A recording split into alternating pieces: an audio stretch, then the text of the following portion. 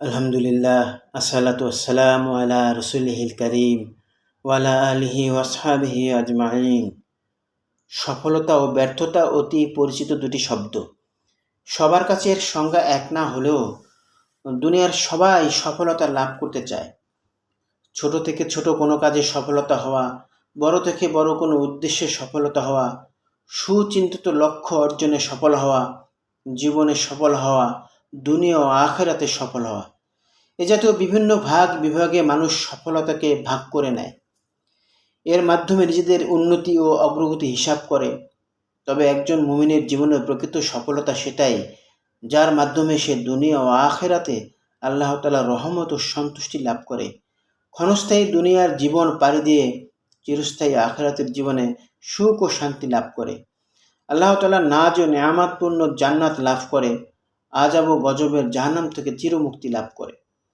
যে কোনো মুসলমান জাগতিক বিষয়াদির প্রভাব থেকে মুক্ত হয়ে ফিকির করলে সফলতার এই সংজ্ঞায় এক বাক্যে ঐক্যমত পোষণ করবে এবং মনে প্রাণে এই সফলতাকে কামনা করবে।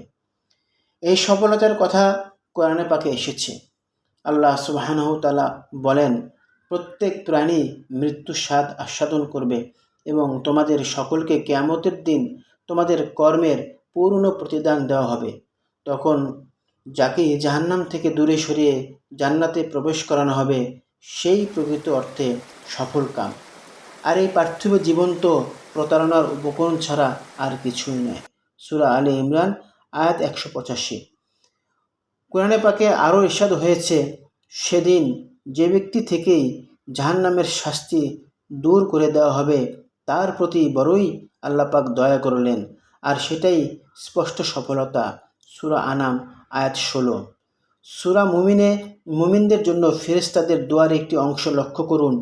হে আমাদের প্রতিপালক, তাদেরকে সব রকম মন্দ বিষয় থেকে রক্ষা করুন। আর সেদিন আপনি যাকে মন্দ বিষয়গুলো অর্থাৎ জাহান্নাম ও জাহান্নামের শাস্তি থেকে রক্ষা করলেন, নিশ্চয়ই তার প্রতি দয়া করলেন, আর সেটাই মহা সফলতা।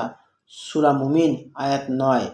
কিয়ামতের দিন জান্নাতের সুসংবাদ পাওয়ার মাধ্যমে মুমিনদের সফলতা লাভের কথা উল্লেখ করে আল্লাহ সুবহানাহু ওয়া তাআলা বলেন, হে নবী, সেদিন আপনি মুমিন পুরুষ ও মুমিন নারীদেরকে দেখবেন, তাদের সামনে ও ডান দিকে তাদের নূর ছোটাছুটি করছে। তাদেরকে বলা হবে, আজ তোমাদের জন্য এমন জান্নাতের সুসংবাদ যার পাদদেশে নহরসমূহ প্রবাহিত, যাতে তোমরা সর্বদা থাকবে।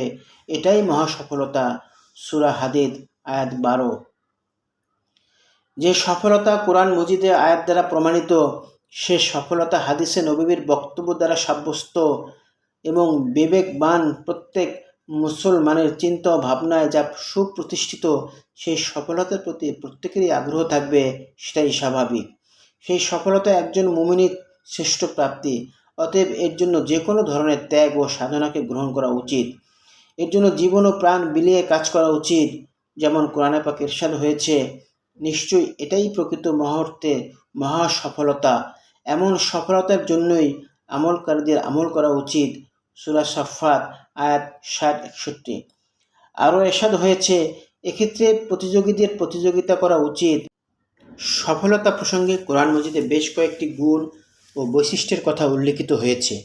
এর মধ্যে কয়েকটি নিম্নে উল্লেখ করা হলো। 1. ঈমান ও আমলে সালেহ। কোরআন মাজিদে আল্লাহ সুবহানাহু ওয়া তাআলা বলেন, নিশ্চয়ই যারা ঈমান এনেছে এবং সৎকর্ম করেছে তাদের জন্য রয়েছে এমন জান্নাত যার তলদেশে নহরসমূহ প্রবাহিত হয়। এটাই মহা সফলতা। সূরা বুরুজ আয়াত 11। আরও ইরশাদ হয়েছে, সুতরাং যারা ঈমান এনেছ ও সৎকর্ম করেছ তাদেরকে তো তাদের প্রতিপালক নিজ রহমতের ভেতর দাখিল করবেন। এটাই সুস্পষ্ট সফলতা। সূরা জাসিয়া আয়াত 30। আরও ইরশাদ হয়েছে, আর যারা আল্লাহর প্রতি ঈমান আনে ও সৎকর্ম করে, আল্লাহ তাদের গুনাহ ক্ষমা করে দেবেন এবং তাদেরকে প্রবেশ করাবেন এমন জান্নাতে যার নিচে নহর প্রবাহিত থাকবে, তাতে তারা সর্বদা থাকবে। এটাই মহা সফলতা। সূরা তাগাবুন আয়াত 9।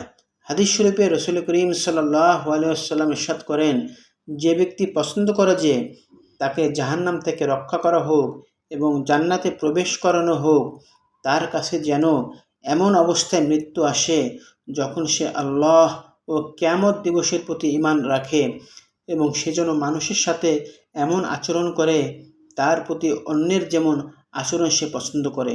সহিহ মুসলিম শরীফের হাদিস 1844। 2. আল্লাহ তার রাসূলের আনুগত্য।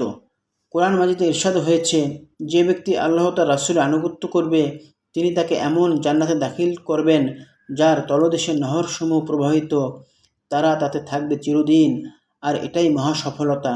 পক্ষান্তরে যে ব্যক্তি আল্লাহ তার রাসূলের অবাধ্যতা করবে এবং তার নির্ধারিত সীমা লঙ্ঘন করবে তিনি তাকে দাখিল করবেন জাহান্নামে, যাতে সে সর্বদা থাকবে এবং তার জন্য থাকবে লাঞ্ছনাকর শাস্তি। সূরা নিসা আয়াত 13-14। ইরশাদ হয়েছে, আর যারা আল্লাহ রাসূলের আনুগত্য করে তারা অবশ্যই মহা সফলতা অর্জন করবে। সূরা আহজাব আয়াত 71। 3. তাকওয়া আল্লাহ ভীতি। আল্লাহ তাআলা বলেন, আর যারা আল্লাহ রাসূলের আনুগত্য করে, আল্লাহকে ভয় করে এবং তার অবাধ্যতা পরিহার করে চলে, তাকওয়া অবলম্বন করে, তারাই সফল কাম। সূরা নূর আয়াত 52। ইরশাদ হয়েছে, স্মরণ রেখো যারা আল্লাহর ঘনিষ্ঠ তাদের কোনো ভয় থাকবে না এবং তারা দুঃখিত হবে না। তারা সেই সব লোক যারা ঈমান এনেছে এবং তাকওয়া অবলম্বন করেছে, তাদের দুনিয়ার জীবনও সুসংবাদ আছে এবং আখিরাতেও। আল্লাহর কথার কোনো পরিবর্তন হয় না, এটাই মহা সফলতা। সূরা ইউনূস আয়াত 62-64।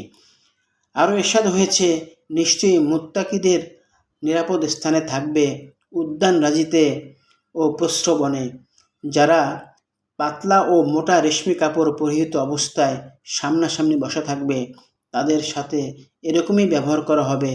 আমি ডাগর ডাগর চোখ বিশিষ্ট হুরদের সাথে তাদের বিয়ে দেব, সেখানে তারা অত্যন্ত নিশ্চিন্তে সব রকম ফলের ফরমায়েশ করবে। দুনিয়ায় তাদের যে